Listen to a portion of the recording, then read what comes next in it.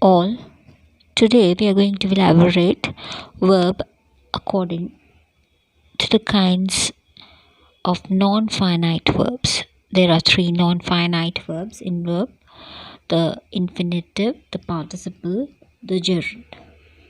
Here in this tabular form we can find the difference between the infinitive, the participle and the gerund. Now let us define the infinitive, gerund and participle. Infinitive is the base form of verb that is often preceded by the word to.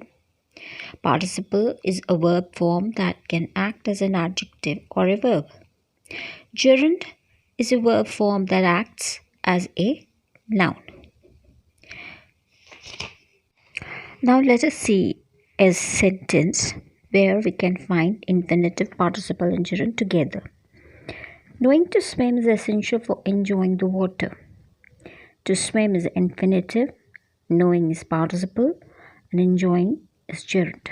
The sentence has the infinitive to swim as the main verb, the participle knowing as an adjective modifying the noun person, and gerund enjoying as a noun phrase acting as the object of the preposition for. Infinitives are of two kinds: to infinitive and bare infinitive. To infinitive is when an infinitive is used with to. It is called a to infinitive or full infinitive, such as to write, to seek, to search, to lead. And bare infinitive is when an infinitive is used without to. It is called bare infinitive. Follow these examples. Examples for to infinitive: I want to eat. It is easy to learn English. She has the desire to travel. Examples of bare infinitive: I let her go. She can dance. I made him do it. Now let us do the participle. As we have read before, a participle, which is also known as verbal adjectives. There are three kinds: present participle. All the progressive tenses are made of present participle.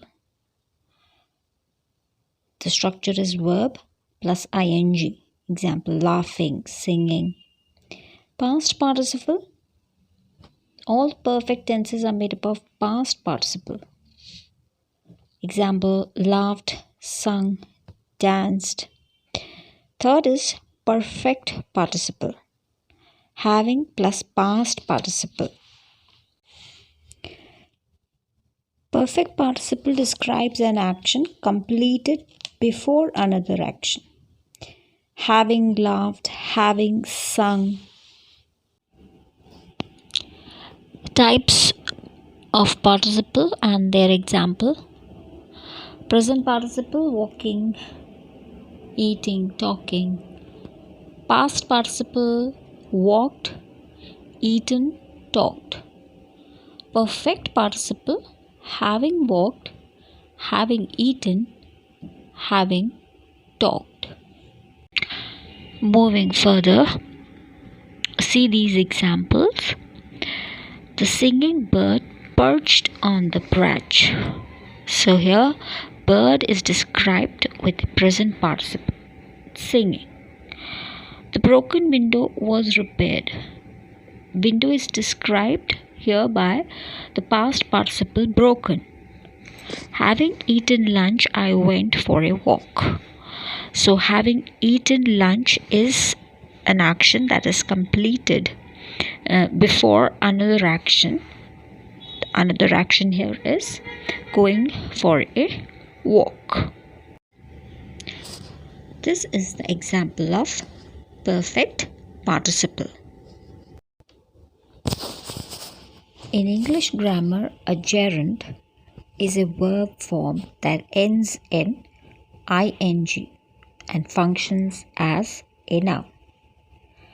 A gerund can act as the subject, it can act as the object, or it can act as complement of a sentence. They can also be used as modifiers of nouns or verbs. Now let us see some examples of gerunds. Dancing is my favorite pastime. Dancing here is the subject. I enjoy reading books. Reading here is direct object. She taught me playing the piano. Playing here is an indirect object. My goal is traveling the world. Traveling is the predicate nominative here. She is interested in painting with watercolors. So painting is an object of a preposition. The preposition here is in. Some unique examples of gerund.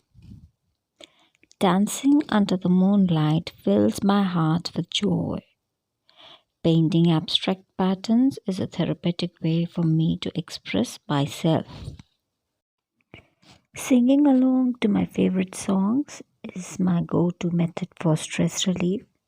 Reading a captivating novel transports me to new worlds and exciting adventures. Stargazing on a clear night ignites my curiosity about the vastness of the universe. I hope that was easy. Thanks for watching.